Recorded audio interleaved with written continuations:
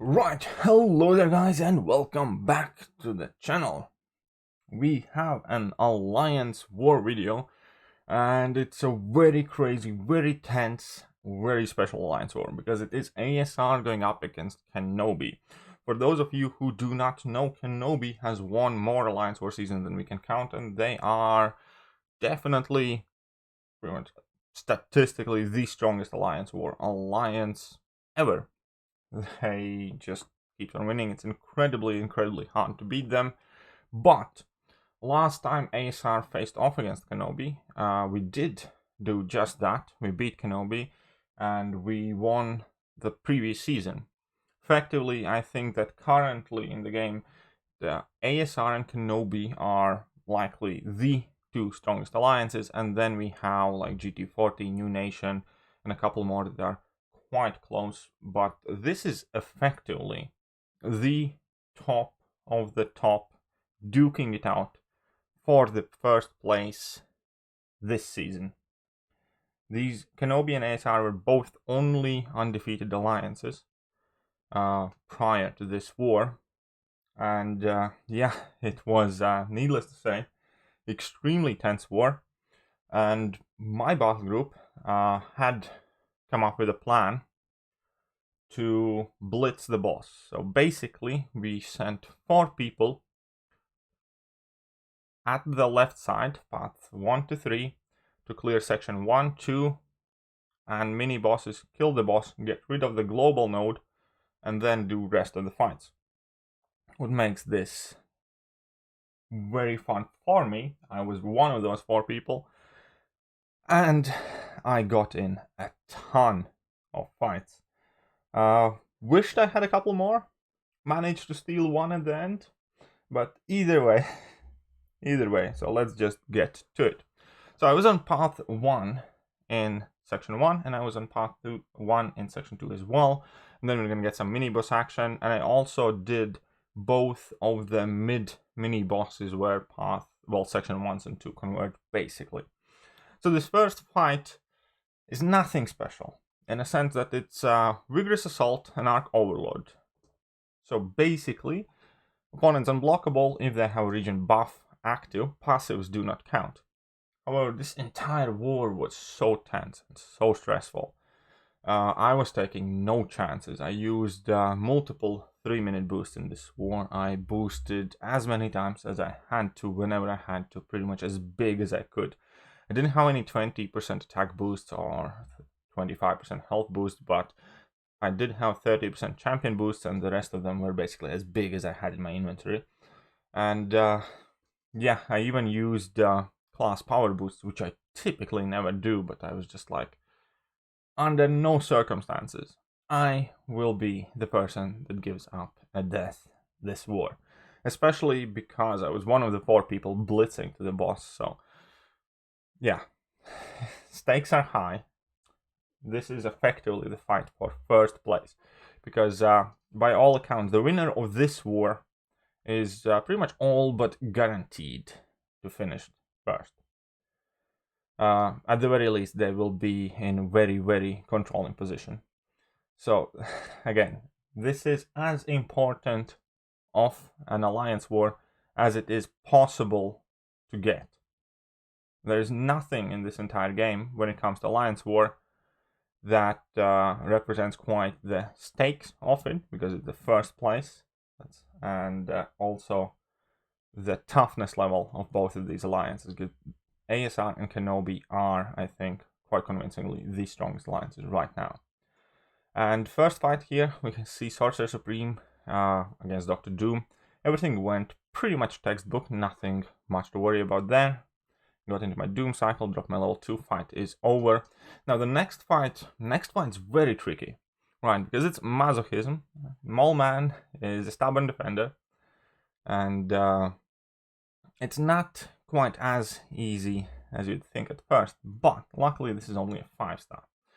Additionally, I could have chosen to use Warlock for this fight as well, but Moleman is a bit trippy when it comes to getting your parries in or just fighting against him otherwise, and then obviously the fact that he's stubborn.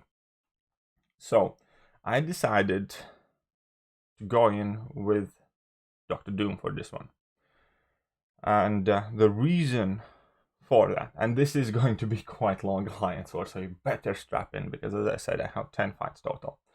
The reason why I'm using Dr. Doom for this fight, though, the way my brain process works here, is quite simple. I know that Moleman is completely shock immune. That means I will not be triggering masochism. And that means I can technically play this entire fight without ever needing to parry, without ever needing to do pretty much anything here. And I don't also need to bait out his special attacks, because obviously Dr. Doom can power control. So that was the whole idea that I had in mind for this fight. I'm just gonna power drain him, try and get to my level 3, not trigger masochism ever, because I don't place debuffs on him with my medium attacks because he's shock immune. I'm not gonna drop my level 2, or if I will, then only to finish out the fight. I'm not gonna parry, I'm just gonna take everything straight up in a block. So I can see that so far it's going pretty much perfect. Got to level 3, and now I'm gonna drop that. I do have that Mystic Power Boost active, and he was at 3 bars of power, but this level 3 already does a lot of damage, because quite weirdly, KENOB is known as an alliance that has all the defenders as rank 3 pretty much, and this was a 5-star. So here with the Doom cycle, again, these fights do not seem too hard or tricky, but when it is so tense, when you know that one death very easily can and more likely will decide the outcome of this war, the nerves are playing off, you feel insecure, and there's a lot to deal with mentally. Because obviously it is quote-unquote just a game, but this is a team game mode. You don't want to let your team down. You're also trying to fight for the first place in the world, and in this case we are trying to defend it, because last season we were fortunate enough to claim that, and we know that Kenobi definitely wants their revenge. So next, this is a tricky fight as well. So we have backup recovery, power snack, Domino, 6-star rank 3, and it's always stressful to face a Domino, because yeah, she's a nasty piece of work, and Domino can do Domino things. And I'm using Warlock for this. So my Warlock is 6-star rank 3, as we saw. I'm still boosted heavily. I did activate Tech Boost in a hope that once I drop my level 2, I will be able to regain decent amount of power and get to another level 2 quicker. But we can see that so far the health bars even are going relatively similar. Obviously at that point I drop my level 2 and I get a bit of sigh of relief. But that crit fail damage that I'm taking from Domino is crazy, man. It's devastating. And this fight's all about being consistent, because once Domino combos you, that will likely be it. That often is it. Here I drop my second level 2, and at this point Domino is already at 9% and the fight is over. Another side note that I want to mention is that I was shifting my masteries left and right like crazy throughout this entire war. And yeah, I must have changed my mastery setup like 5 times, I think, in total in between every single fight. Consistently turning on and off dexterity, so on and so forth. But yeah, we're gonna jump to the next clip now, because I also end up taking that Mixmaster Mojo. Now against Mixmaster Mojo, I have switched off my dexterity, because I do not ever want to trigger it. I do not want to feed Mystic Dispersion, and perhaps most importantly, I don't want to debuff expire on me when he has his fart or active. In addition to that, I use, I think it's called Stupefy Mastery, where if I have him stunned, I give him less power. So pretty much throughout this entire fight, I'm going to be trying to only hit this Mojo whilst he's under effect of stun, and that ultimately gives him less power. Additionally, there is a Power Focus 1 node active, and that means that once he is past the bar of power, he pretty much doesn't gain any. And I also do medium-like combos for vast majority of the time on purpose, and that is so I can freely run in with a medium attack afterwards. So I have relegated myself to 2-hit combos for the most part.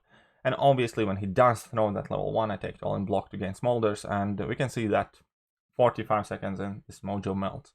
But it's still incredibly scary fight. Right, so now we need to move on to the next fight.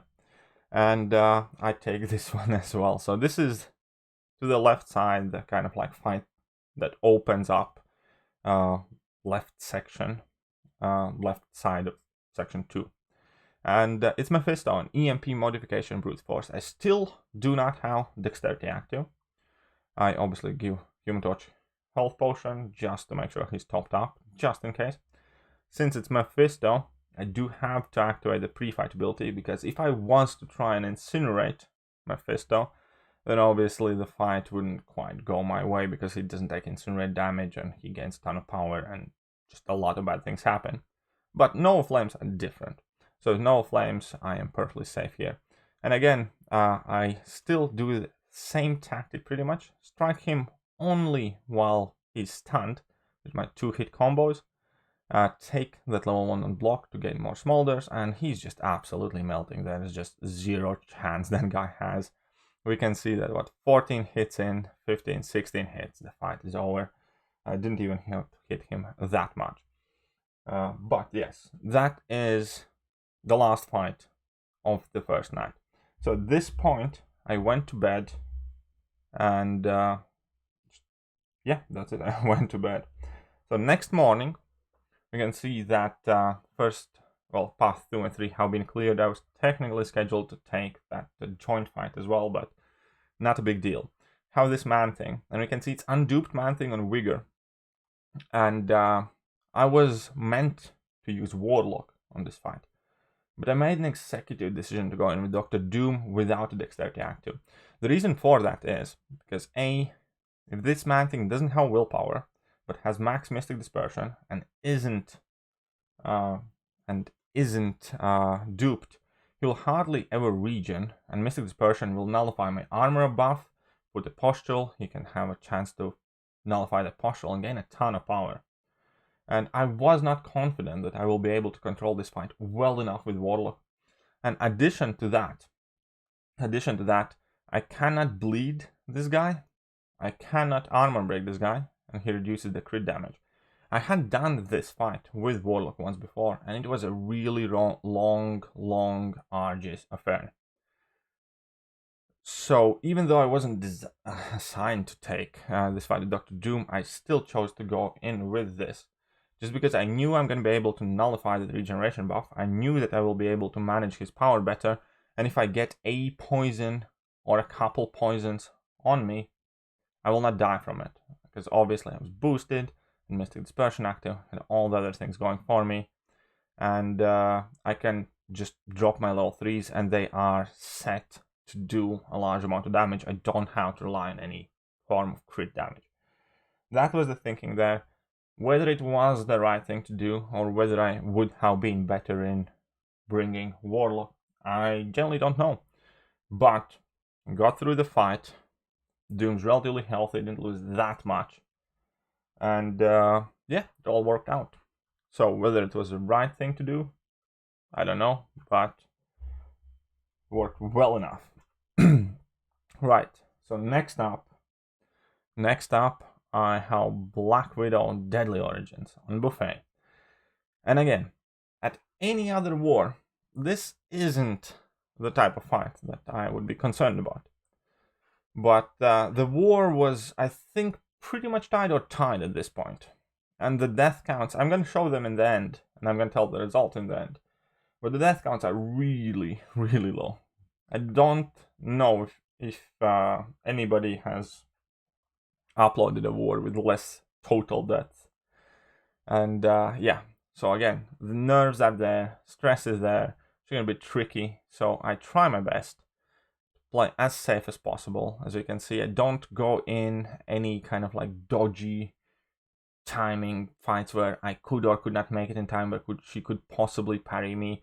I always kind of like back out, reset myself, and try and make sure that whatever I do in this fight is as safe as possible. The whole goal of playing high-end Alliance War is to be safe.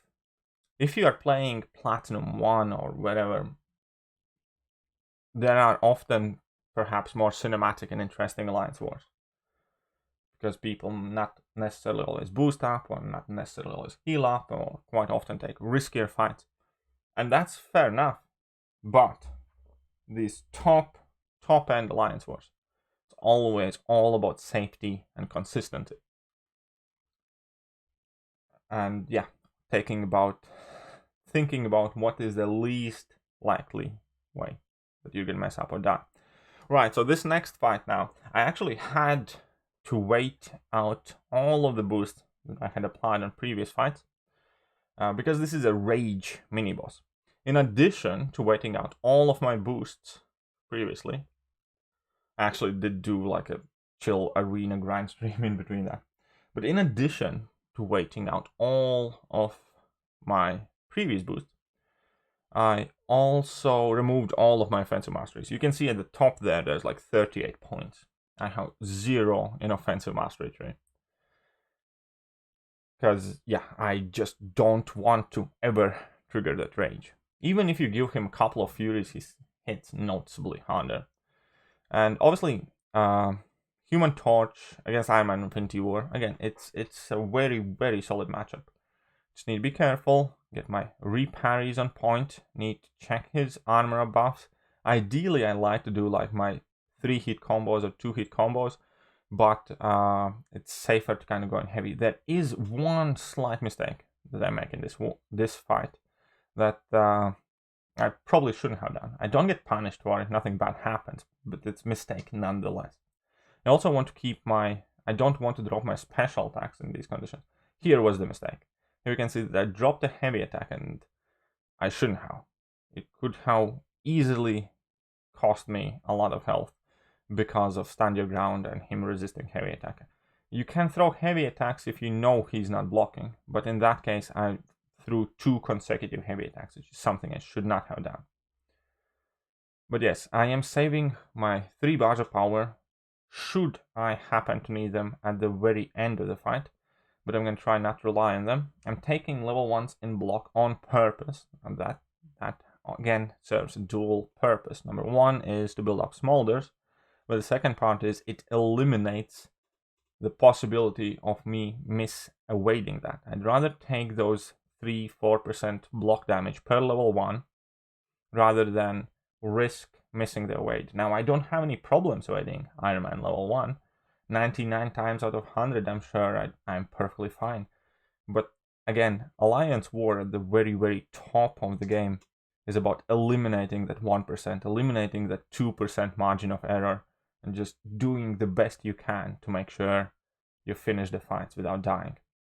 And here we can see that slowly but surely I have built myself up to 33 smolders, 35 smolders at this point, max temperature, he's at 5%. This fight took a while, but I was never in any real danger, maybe aside from that ill-advised heavy attack, and I got him down. Right, so needless to say, after this fight, after these fights, I need to go, I took one screenshot, because after the next 2 fights, this is how my percentage is looking like. Obviously it drops down by the end of the war, because we had 2 sections that were still yet to be cleared. But next up, mini boss. This is, I think, Power Focus 1, Unblockable Special 1. And yeah, because here there is no rage anymore. And again, I probably could have done these fights without applying these boosts again. So this is like 3rd set of boosts that I'm activating. But it's fine. Because again, this is what Alliance War ultimately comes down to here. Very, very close war. I'll again show the results in a bit. But I'm gonna put on the Mystic Power Boost again. Why not? Right? And I'm gonna use Dr. Doom for this fight. Also, for this and the next fight, I'm gonna activate the Invulnerability Boost. So this is a 2nd Invulnerability Boost that I'm activating. And I don't often use these, to be honest. But yeah. So the whole point is, so this also lasts for the last mini-boss. I wasn't technically assigned to take the last mini-boss, but I had a Human Torch, and I knew that I can nuke down Symbiote Supreme very, very easily. And I thought if I just take that fight, I might save my alliance mate some boost or some nerves, because again, this is a very stressful war. And at this point, you can see that I'm here at the level 3. I'm just going to push him past the bar of power in a second, just so I have a bit more to steal. But due to power focus 1, obviously once he's past 1 bar of power, he doesn't really gain all that much. So I can't get into my quote-unquote regular Doom rotation. However, thanks to Mystic Power Boost, I gain some chunk of power back immediately after I throw my level 3. So I can see that I'm relatively well off in power department, but I cannot throw 2 of the same special attacks in a row, so I need to build up to level 2. Just fair enough, fair game. And there I nearly made a mistake, but I was at 90+%. Even if I had made a mistake, nothing too bad would have happened there. And I finished off the fight with level 2 because he had hardly any health left. Right, so next up is the final fight for me, which is Symbiote Supreme on this enhanced power gain aspect of evolution thing. I noticed that I had gotten Human Torch's pre-fight ability back. It's not really that important for it anymore. Still have Indestructible 3 active, have all the boosts, all the offensive masteries now. And again, keep in mind, I kept changing my mastery setups a lot this war. But anyways, so I just go in with 3 hit combos, super aggressive. He throws his level 1, and at that point, the fight's pretty much under control. The only time ever you could get in trouble is if he doesn't throw that special attack. Since he did, it's very easy. You can see level 2 nuke, 30-second fight. Again, nothing insanely hard, but crazy stressful. And that was it. That is it for my participation in this war. So you can see at that point when I finished, I'm gonna move it. It was 2 deaths to their 3 deaths, and we had still 25 fights to do. They had only 7. And this was my total percentage there, 14.8%. And this is our battle group score. So we got 2 defensive kills, and I think for the second time this season, we finished with 0 deaths in our battle group. Unfortunately, the score of the war is not based on our battle group, and we ended up losing 2 deaths to 3 deaths, and that is the final result of the Alliance War. So KENOB got their revenge on ASR, and even though the season's not over, we still have 4 wars in the season, and pretty much anything can happen, but it is extremely unlikely that we're going to see KENOB lose, and therefore I will not prematurely congratulate them for winning the season, but I will certainly congratulate KENOB for besting us in this encounter, and I look forward to rematching them. Again, tremendous amount of respect for KENOB, what they have done throughout the entire existence of Alliance War seasons. And as I say that, I am also extremely proud of my team, ASR, and yeah, I look forward to playing these guys again. Very fun, very fun, stressful wars. And that leads ASR to the first loss of the season. KENOB is currently only undefeated alliance, and I think it's 7-1 for us now and 8-0 for them. Hope you guys have enjoyed this tremendously long Alliance War, and if you have, then a sub to the channel would be glorious. Thank you very much, and I'm gonna catch you guys soon. See ya.